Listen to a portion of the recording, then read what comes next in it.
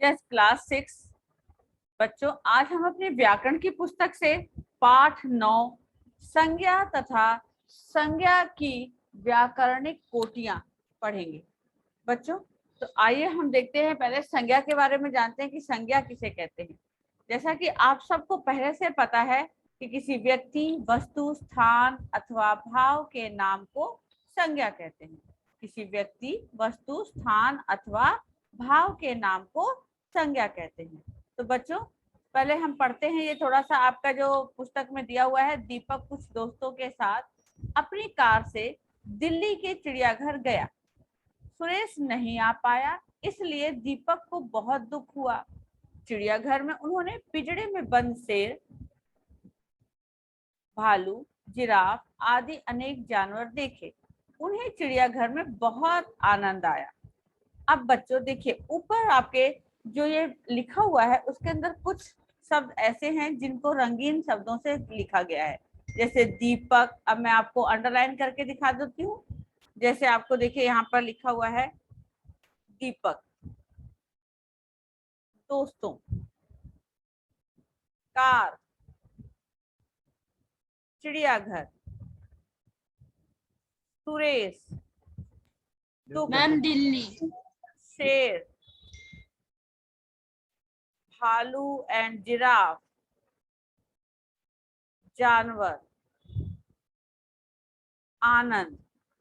Yes, clear? ये देखा आप लोगों ने?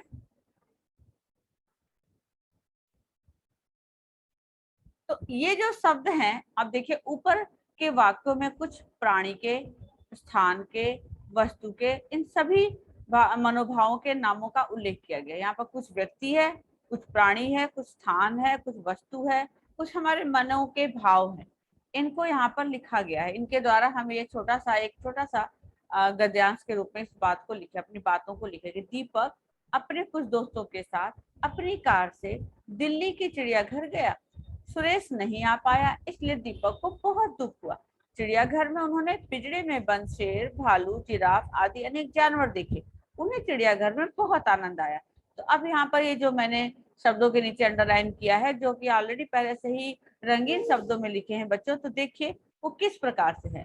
प्राणियों के नाम में कौन कौन से प्राणी होते हैं? जैसे प्राणी जो व्यक्ति होते हैं, दीपक, सुरेश, शेर, भालू, जिराफ, जानवर, ये प्राणी है ना। उसके बाद स्थान इसके अंदर क्या है? दिल्ली और चिड़ियाघर। वस्तु का क्या नाम है इसके अंदर? वस्तु हमारी कार है और पिंजरा है। हमारे मनोभाव इसके अंदर क्या है? दुख और आनंद, ये हमारे दुख है। तो अब प्राणी यानी कि व्यक्तिवाचक, स्थान जो है वो आपके आ जाएगा दिल्ली और चिड़ियाघर। वस्तु आपका आ जाएगा किसी व्यक्ति, वस्तु, स्थान अथवा भाव के नाम को हम, भाव हमारा क्या आ रहा है? दुख और आनंद, ये हमारे भाव आ रहे हैं। तो इन शब्दों में, अर्थात ये सभी शब्द किसी ना किसी नाम की ओर संकेत कर रहे हैं। ये सभी जो शब्द हैं वो किसी ना किसी नाम की ओर संकेत कर रहे हैं। Okay okay, 6 class. मैं अभी ये रफ कर रही हूँ जो अंडरलाइन किया था।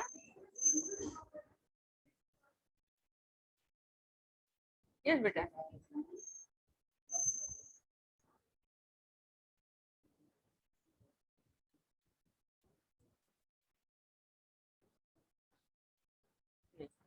अब आप देख सकते हैं कि ये सभी किसी न किसी नाम की ओर संकेत कर रहे हैं। नाम का पर्यायवाची शब्द है संज्ञा। नाम का पर्यायवाची शब्द क्या है?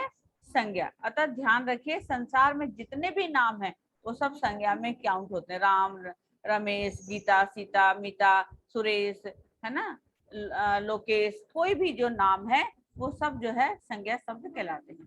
तो अब आइए हम पहले जानते हैं संज्ञा के बारे में। संज्ञा की क्या परिभाषा? अभी मैंने आपको बताया संज्ञा की क्या परिभाषा है। किसी व्यक्ति, वस्तु, स्थान अथवा भाव के नाम को संज्ञा कहते हैं, है ना। संज्ञा के कितने भेद होते हैं? 3 भेद होते हैं। पहला जातिवाचक, पहला व्यक्तिवाचक, दूसरा जातिवाचक और तीसरा भाववाचक। पहला व्यक्तिवाचक, दूसरा जातिवाचक और तीसरा भाववाचक। अब आप हम इसके आगे पढ़ते हैं। पहले संज्ञा के ऊपर व्यक्तिवाचक संज्ञा। बच्चों व्यक्तिवाचक संज्ञा किसे कहते हैं? जो संज्ञा शब्द किसी व्यक्ति, विशेष प्राणी, वस्तु या स्थान का बोध कराते हैं उसे हम व्यक्तिवाचक संज्ञा कहते हैं। जैसे बच्चों व्यक्ति सुभाष चंद्र बोस, नरेंद्र मोदी, सलमान खान, राम रहीम, अमिताभ बच्चन आदि ये विशेष आदमी हैं। तो किसी विशेष व्यक्ति, किसी विशेष वस्तु, किसी विशेष प्राणी या किसी विशेष स्थान, इन सब को हम व्यक्तिवाचक संज्ञा के अंदर जानते हैं। तो और वस्तु विशेष क्या है हमारी बच्चों? महाभारत, रामचरितमानस, गांडीव, अर्जुन का जो धनुष का नाम है गांडीव, है ना। सुदर्शन चक्र जो विष्णु जी के हाथ में चक्र होता है उसका नाम है सुदर्शन चक्र। ताजमहल इमारत का नाम है जो कि आगरा में स्थित है, आप सब जानते हैं। तो ये सब क्या है बच्चों? वस्तु हैं और ये सब विशेष वस्तु हैं। इसी तरह प्राणियों में भी विशेष प्राणी जो होते हैं, जैसे कामधेनु, गाय बहुत सारी आप देखते हैं, लेकिन उसमें से गाय जो होती है, कामधेनु नाम की जो गाय है वो देवताओं की गाय होती है, वो भगवान लोगों की गाय होती है, इसलिए उसको हम लोग कामधेनु बोलते हैं। इसी तरह से एरावत जो हाथी है वो इंद्र के हाथी का नाम है, इंद्र भगवान उसके ऊपर सवारी करते हैं। ये विशेष प्राणी हुआ, है ना। कामधेनु, एरावत ये विशेष प्राणी हुए, इसलिए ये क्या हो गए बच्चों? व्यक्तिवाचक संज्ञा हो गई। उसके बाद इसी तरह से स्थान है, स्थान में भी जो विशेष स्थान होते हैं उनको हम व्यक्तिवाचक संज्ञा के अंतर्गत ही लेते हैं, जैसे कि दिल्ली, सूरत, लंदन, है ना, ये नगरों के नाम है। उसके बाद जर्मनी, भारत ये देश के नाम है, यूरोप, अमेरिका ये महाद्वीप के नाम है। तो इस तरह से जो विशेष नाम होते हैं स्थान के, वो भी हमारे व्यक्तिवाचक संज्ञा के अंतर्गत ही आते हैं। यस, आप लोगों को क्लियर हो गया 6th क्लास? व्यक्तिवाचक संज्ञा किसे कहते हैं? जल्दी बताइए, रेज योर हैंड। व्यक्तिवाचक संज्ञा किसे कहते हैं? जल्दी रेज योर हैंड। कौन बता रहा? हाँ बोलो रिद्धिमा, आप बताओ। हाँ वेरी गुड, रिद्धिमा बताओ पहले आप। व्यक्तिवाचक संज्ञा जो संज्ञा शब्द किसी व्यक्ति, विशेष प्राणी या वस्तु या स्थान का बोध कराते हैं उन्हें व्यक्तिवाचक संज्ञा कहते हैं। जैसे आप अपने उदाहरण बताइए। जैसे Ram, Airavat, Delhi. Good, very good. हाँ तनिष बेटा आप बोलो। तनिष आप बोलो। हर्ष आप बोलो। हर्ष बोलो। Okay ma'am. तनिष एक मिनट, हर्ष बोल रहा है, हर्ष बोल पहले। ओके मैम, वह संज्ञा शब्द किसी व्यक्ति, विशेष प्राणी, वस्तु या स्थान का बोध कराते हैं उन्हें व्यक्तिवाचक संज्ञा कहते हैं। जैसे व्यक्तियों के नाम सलमान खान, शाहरुख खान, एक्सेट्रा नहीं आदि। वस्तुओं के नाम हेडफोन, किताब। प्राणियों के नाम कामधेनु और तो किताब तो एक सामान्य चीज हो गई, ये विशेष नहीं हुआ। किताब तो कोई सी भी किताब हो सकती है, जो विशेष किताब होती है। गीता। हाँ गीता, वेरी गुड, बिल्कुल सही गीता। प्राणियों के नाम कामधेनु और एरावत। मैम स्थानों के नाम Delhi, London, Chandigarh. Yes clear. तो अब आपको ये समझ में आया बेटा? व्यक्तिवाचक संज्ञा आपको क्लियर हो गया? सबको क्लियर हुआ? तनिष आप बोलो। तनिष। यस मैम, जो शब्द किसी विशेष प्राणी, वस्तु, जगह या स्थान का बोध कराते हैं उन्हें व्यक्तिवाचक संज्ञा कहते हैं। जैसे कि वस्तु, पेंसिल, हेडफोन, एंड मैम स्थान में आ सकते हैं हमारा दिल्ली, हरियाणा। और मैम हमारा प्राणियों के नाम में आ सकते हैं शेर, हाथी। और व्यक्तियों के नाम में आ सकते हैं अमिताभ बच्चन और Abhishek Bachchan. Oh very good, है ना। इस तरह से क्लियर। चारवी आप भी बताइए। चारवी।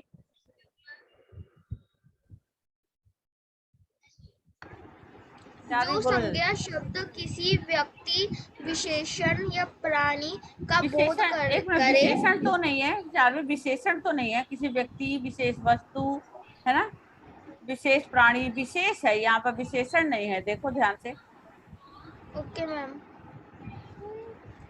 बोलो। जो संज्ञा शब्द किसी व्यक्ति, विशेष, प्राणी या वस्तु या स्थान का बोध करता है उसे व्यक्तिवाचक संज्ञा कहते हैं। जैसे सुभाष चंद्र बोस, नरेंद्र मोदी आदि।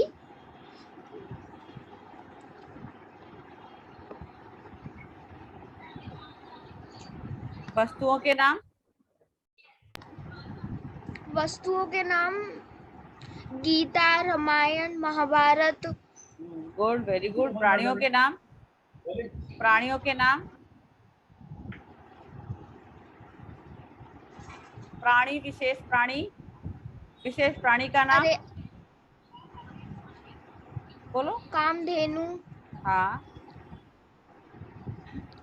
ऐरावत। हाँ। विशेष स्थान के नाम बताइए। विशेष स्थान।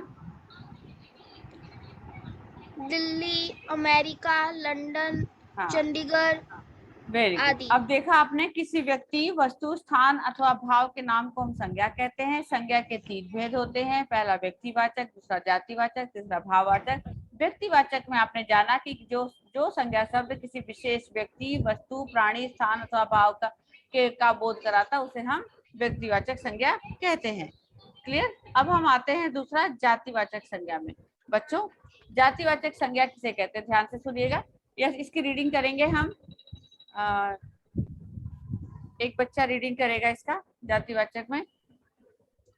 मैम प्राप्ति अग्रवाल। चलो एक मिनट, अर्नेश आप करिए। अर्नेश, अर्नेश। Yes ma'am. जातिवाचक संज्ञा प्रत्येक व्यक्ति किसी न किसी जाति का सदस्य होता है। जैसे राम, सुरेश, अमित, मीरा आदि मनुष्य हैं। कामधेनु या ऐरावत प्राणी या जानवर है। ताजमहल, कुतुब मीनार इमारतें हैं। गांडीव, गांडीव। गांडीव धनुष है। गंगा, यमुना नदियां हैं।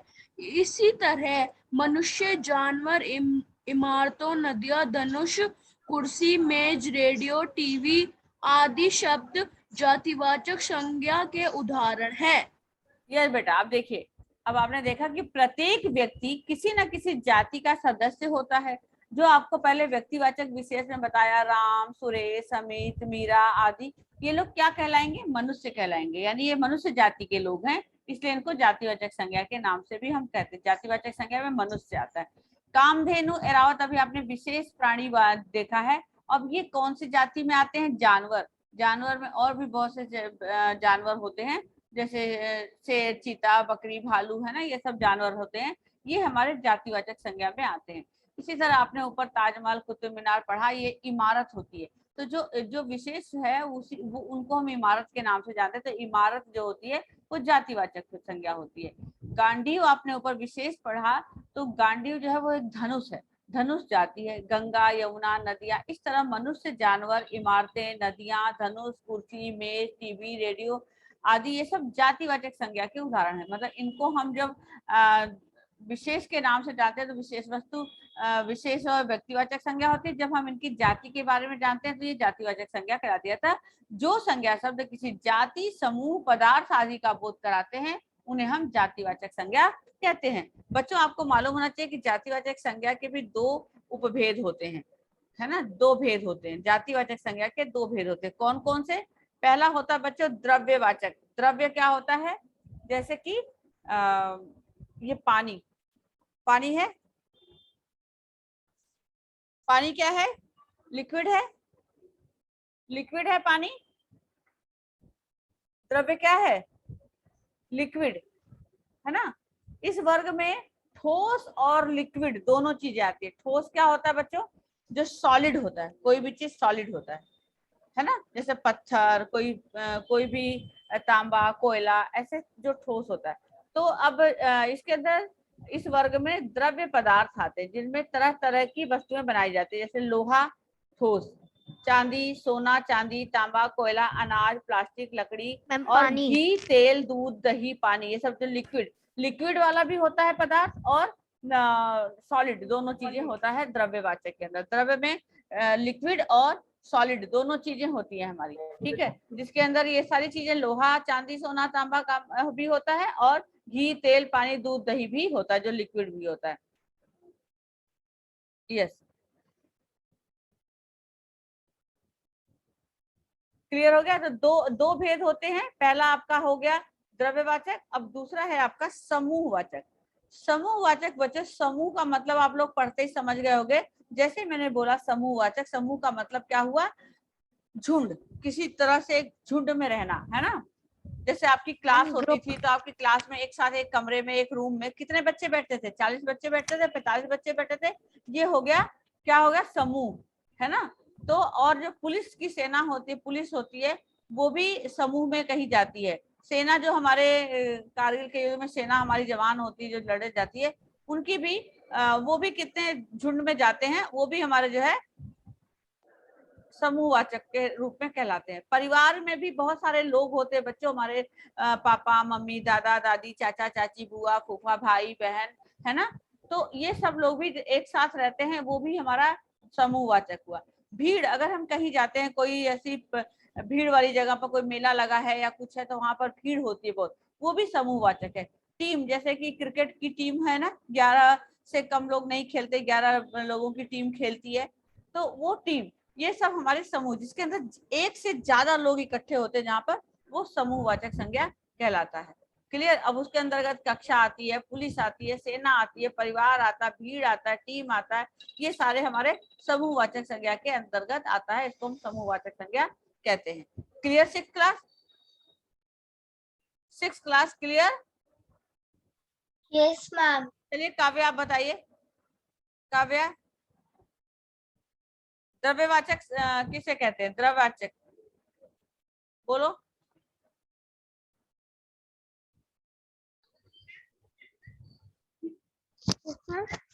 जातिवाचक के कितने भेद होते हैं, जल्दी बोलिए। जातिवाचक संज्ञा के कितने भेद होते हैं, जातिवाचक संज्ञा के कितने भेद होते हैं, जल्दी बोलो। काव्या, सक्षम आप बोलो बेटा, सक्षम, जातिवाचक संज्ञा कितने भेद होते हैं। मैम दो, वेरी गुड। कौन कौन से। द्विवाचक संज्ञा और समूहवाचक संज्ञा। द्रव्यवाचक संज्ञा, पहला क्या है, द्रव्यवाचक, दूसरा समूहवाचक। Yes, okay. द्रव्यवाचक क्लियर हो गया आपका। द्रव्य में हमारे ठोस और तरल दोनों चीजें आती हैं, और समूह में जहां हमारी जिस जगह पर भीड़ इकट्ठी होती है, जो उसको हम समूहवाचक कहते हैं। क्लियर हो गया आप सबको। 6 क्लास क्लियर हुआ। Yes ma'am. द्रव्यवाचक संज्ञा में आपको क्लियर हो गया दोनों भेद, द्रव्य और समूह। Yes yes, very. मैम। अब तीसरा पढ़ेंगे हम भाववाचक संज्ञा। तीसरा क्या पढ़ेंगे, भाववाचक संज्ञा। तो बच्चों, जो संज्ञा शब्द किसी व्यक्ति या वस्तु के गुण, दोषशील स्वभाव, धर्म, भाव, अवस्था आदि का बोध कराते हैं, उन्हें हम भाववाचक संज्ञा कहते हैं। जैसे कि अगर कोई बूढ़ा आदमी है तो हम कहते हैं इनका बुढ़ापा देखो कितना बुरा है। क्रोध कोई करता है, क्रोध करना बुरी बात होती है। अगर कोई बहुत ज्यादा मोटा है तो कहते हैं उसका मोटापा तो भाई बहुत ज्यादा है। यानी कि अन्य भाव संज्ञा शब्द, है ना, अन्य भाववाचक संज्ञा शब्द जैसे प्रेम, डर, क्रोध, भय, दया, सत्य, घृणा, है ना, धर्म, सुख, दुख, मृत्यु, जन्म, अच्छाई, बुराई, ईमानदारी, बेईमानी, जवानी, बुढ़ापा, लंबाई, चौड़ाई, ये सब हमारे भाव को प्रकट करता है। ये सब जब हम बोलते हैं तो इससे हमारे भाववाचक का बोध होता है, इसे हम भाववाचक संज्ञा कहते हैं। भाववाचक संज्ञा शब्दों की रचना देखो कैसे हुई है बच्चों, यहाँ देख सकते हैं। जैसे जातिवाचक संज्ञा है सेवक। अब सेवक से अगर हमें भाववाचक संज्ञा बनानी है तो हम क्या बनाएंगे, जल्दी बोलो, क्या बनाएंगे, क्या बनाएंगे, सेवा, क्या बनाएंगे, क्या बनाएंगे, जल्दी बोलो। 6 क्लास, सेवा। दोस्त से अगर हम भाववाचक संज्ञा बनाना तो हम क्या बनाएंगे, दोस्ती। दोस्त से क्या बनाएंगे, जल्दी बोलो, दोस्त से क्या बनाएंगे?